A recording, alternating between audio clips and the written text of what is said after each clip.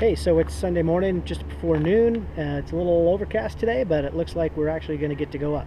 So I'm going to go prep the plane, do some pre-flight, maybe do a little ground, and then we should be in the air. So pretty excited. This will be my first flight in Arizona. So I'm glad you're coming along. See you soon.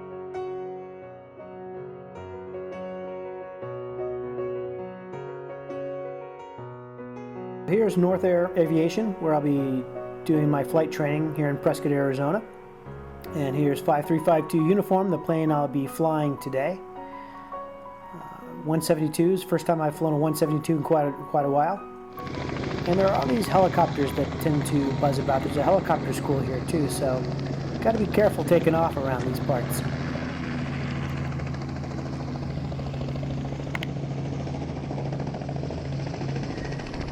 Okay, so we're about to go up. My new CFI, Sammy, should be here momentarily. We'll introduce you and see if we can get this thing going. Pretty exciting and warm.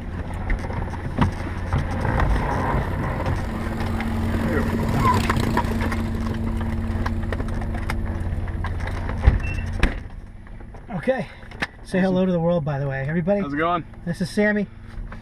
He's going to take me through the rest of this journey. All right. So, other key. With the fat key? Yep. Okay. So, let's get to where we were. So this thing has a parking brake? It does. It's right here. Is this right here? Yeah. So is it on, or do I have to It is tell? activated, now deactivated. So basically, whenever you want to pull it, you pull it okay. directly out and then twist. Okay. And then if you want to release, pull out like that way. Okay. Push in. So right now it's off right now, so feet on the brakes. So okay, so do you keep it on when you started in this plane? You can, it depends. I don't have it before, I don't know. Yeah. It's cool if I don't do it. Alright. Seat's on, door seat closed. locked. Seat locked. Okay. Showing us this. Fuel selector on both. Mixture full rich. Yeah, I don't know why it says that, but basically we're gonna leave. It's fine, leave it there. The way it is, go by the checklist. Okay. Lights are on. Beacon lights are off. Strobe. So you leave the strobe and the. Usually everything's off except for the beacon. Okay. Okay, everything's off except for the beacon. Circuit breakers. Circuit breakers are all in. Avionics master is off. Let's continue. Okay, master switch on. So this will be a hot start. So Okay. we're just not even gonna use this. We're gonna go by this. Okay. Okay. And even at that, it says there for the hot start. This is before we got a new checklist. To still prime it. Basically, Okay. what we're gonna do is mixture comes out, throttle goes full in, Okay. and we're just gonna start cranking. Okay. After we verify, because the temps over there are still pretty warm. It doesn't crank over the first time. We may just give it a little bit of fuel. So with the fuel pump. You keep the throttle full on when you're starting it? Right. Not just like 1/8 in? All the way in a hot start. Okay. Once it starts to crank over, that mixture goes in, and this is going to come back to 1,000. Okay. Okay. Does that all happen pretty quick? It sounds like it would happen pretty quickly. It happens fairly quickly. Yeah. Okay. Okay. So basically, crank. So say it spits, there it goes, and it goes, and come back over. Okay. Don't pull it all the way out; it might die. Try and leave a little bit in. Okay. Okay. Yep. That thing's warm. Clip up.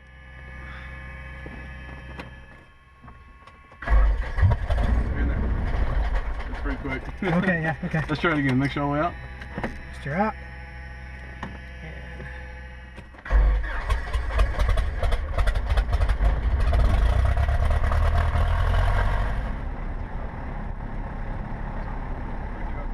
Well, I'm sorry to say that there is no headset audio in this video.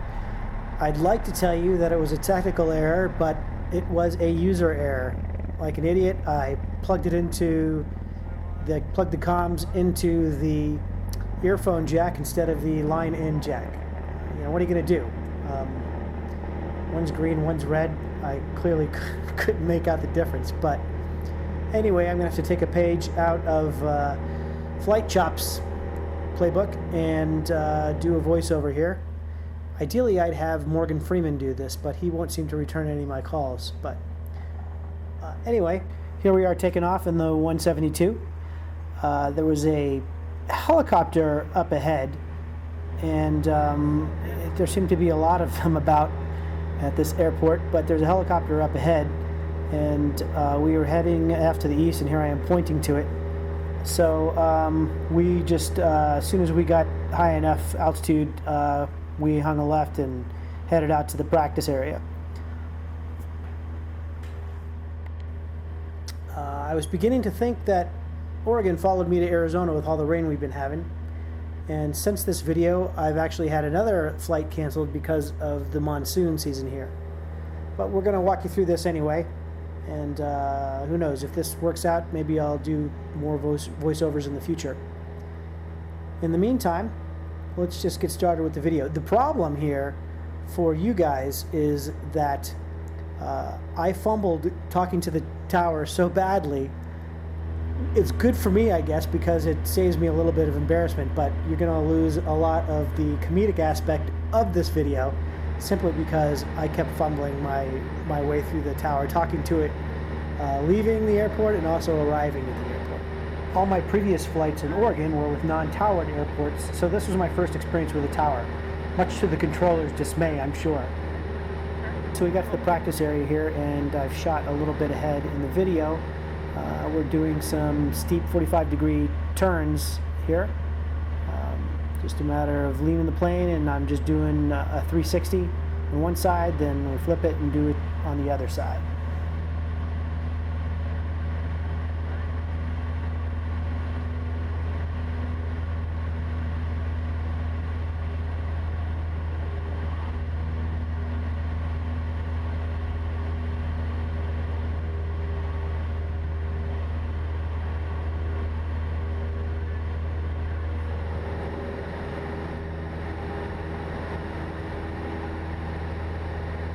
See, I'm pulling back on the yoke a bit. The idea, of course, is to paint the horizon, as they say, and keep it at the same altitude and end up at the same direction. So, if you're looking for if your direction's 180, then you want to end up at 180 at the same altitude, and just keep the nose pointed at the same spot.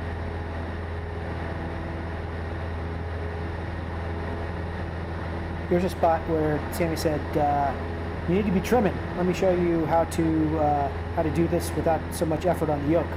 So he takes the plane and just gets it in the direction he wants to go, and it's a look ma no hands kind of thing, and the plane just kind of goes where it should, just by trimming that thing out. And I can't tell you how many times I've been told, trim is your friend, and it sure is true. It definitely takes the pressure off the yoke.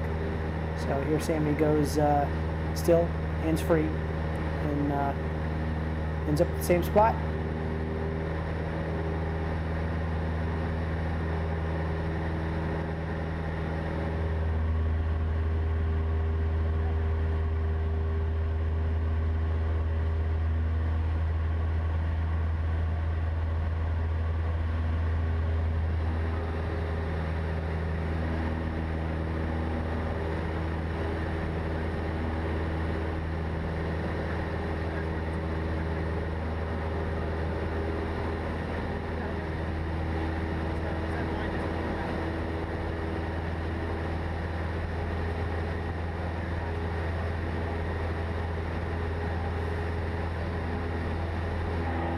Hit a little air pocket there, but here's my shot at it. Sticking it at 45 degrees. Look ma no hands.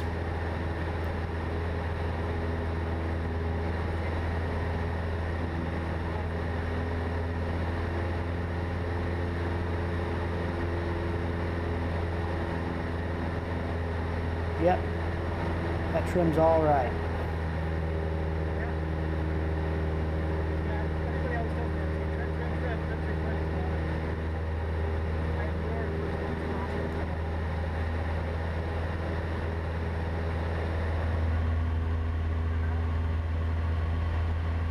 We're pulling out of it and back to where we started. Okay, shot a little bit ahead of the video again here.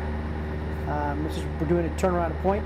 You can possibly see there's a white water tower right there sitting in the desert, and that's me pointing to it. And the idea here, of course, is to sort of maintain the same altitude and the same radius as you stick your wingtip on the object and just cruise around it. And that's what I'm trying to do here. I just sort of lined up one of the wing struts with it and just tried to keep it steady. He would look out the right side window to see I was maintaining the same radius, and just flew around this thing a few times. This was my second time flying a 172. It had been quite a while, but there were a lot of firsts on this flight, including, of course, obviously flying in Arizona. But I had a new CFI. The altitude was definitely different. In Oregon, the altitude was about 200 feet above sea level on takeoff, and here it's you're already a mile high. And once I do the performance data calculations, let's see, the air temperature was about 27, so that's about just above 80 degrees Fahrenheit. But the density altitude for the plane was 7,133 feet at takeoff. So, you know, that's the way your aircraft will perform under different weather conditions. But so essentially the aircraft thought it was about 7,133 feet above sea level on takeoff. So the air is thinner and drier, and so it was a very interesting flight for me. The heat pockets and things were just things I wasn't used to. Okay, so here we are doing some S-turns. We're using that highway down below as our perpendicular point, so we cross back and forth over it like a cartoon snake, trying to maintain the same distance from the road during each turn. So back and forth across the road. I think I had about a quarter mile here that I was trying to maintain, and as you cross the road, the plane should be perpendicular to the road, and then you would immediately start turning back across and completing the other side of the S. Another interesting thing here too is as we come in to land the airplane, we were brought in on base, and again, I'm talking to the tower and not doing it very well, but this is the first time I've really ever been brought in on base, so it's different. You know, usually you would come in, say, on a 45-degree downwind, and it would really give you time to set up. You'd be beam the numbers, and typically I'd pull the carb heat out. This plane's fuel injected, so there's no need to worry about that, but it gives you time to slow down, catch your breath, and get ready for your final. And here, coming in on base was a real surprise for me, because all of a sudden I'm expected to pull it all together. And also, this plane was in knots, and the planes I'd flown before were miles per hour. So just you know, typical airspeed and everything, landing the plane in the 172. And obviously my pattern altitude before in Oregon was 1,200 feet. So here we're above 6,000 feet just on the pattern altitude. So we got to about 7,000 feet here today to do our maneuvers, but it was just very interesting. I felt like a rookie a lot of times flying this plane, just from the different aspects of having to fly it and even land it. We got kicked up a bit here. I hit a little air pocket or something, and at least that's what I like to tell myself. But I managed to get her down okay, and overall, pretty successful little flight. It was a lot of new stuff, I think, as far as learning how to fly at this altitude and this heat and these kinds of weather conditions. But overall, it was pretty good. But as different as everything was, I think in the end it's going to make me a much better pilot, because the conditions were just so completely different from the two states, and it's really going to make me pay attention to airport runways, lengths, and these kinds of things during hot, oppressive, high altitude conditions. So I'm pretty grateful for this opportunity, and I'm hoping to be able to finish it out here and then take to the skies by myself. Yep.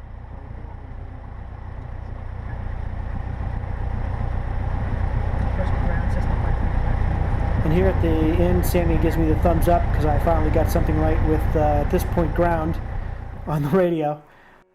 And I know this is no news flash, but I'm just a student pilot, so anything I'm saying here could be way out in left field. So please, use this for entertainment purposes only. Anyway, thanks for coming along. Hopefully next time I will manage the audio a little more carefully and you won't have to hear me ramble on with an overdub. But thanks for flying with me, and I will see you next time. Have a great day.